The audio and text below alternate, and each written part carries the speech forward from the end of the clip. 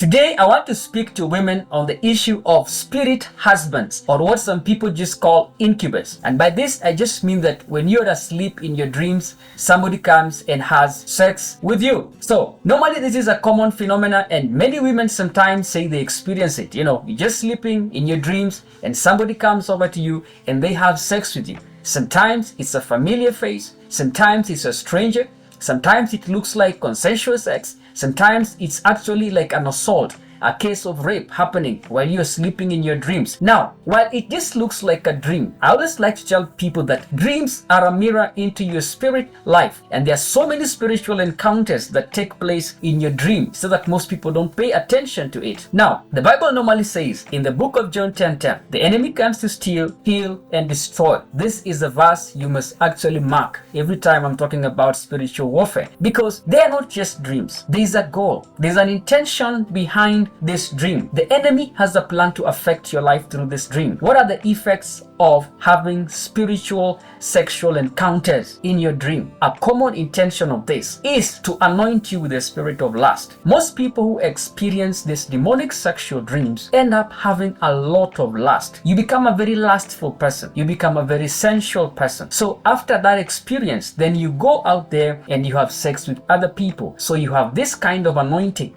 that is basically a lust anointing. So you are corrupting other people and you are defiling other people so that you can also spread that spirit of lust. That is a demonic strategy of how the enemy also ensnares people into a lifestyle of lust. Another effect is that there are so many people affected by this who cannot get married. You cannot get married by anybody because already you are married in the spiritual realm. You already covenanted in the spirit as a wife to a certain kinds of demons. Another consequence of spirit husbands is this: there are women who, if you get engaged to them or you get married to them, then as a man you will die. You will die mysteriously and you will die prematurely because the spirit that has taken them captive is very jealous and will not allow another person to share that woman with them. Another consequence of spiritual husbands is that of miscarriage and barrenness. Every time a woman conceives and she's pregnant, some of these spirits will come and sleep with her.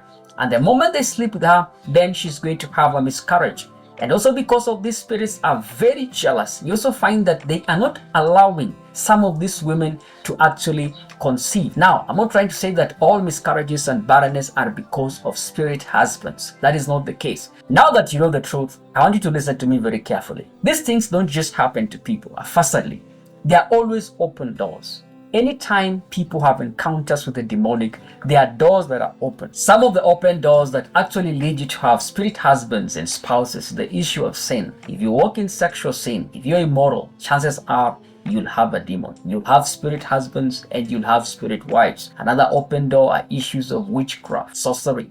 Other open doors are generational curses, bloodline curses. Those are also open doors that lead you to have spirit husbands and wives. If you're struggling with these things I've mentioned, if you have this kind of experiences, I want you to know that there is actually hope for you. I am available. You can get to me. You can send me a message, subscribe to the channel, and you're going to be able to get more kind of content like this that helps you be set free and helps you live out the abundant life that God has actually called you to live. Okay? So, shalom and God bless you.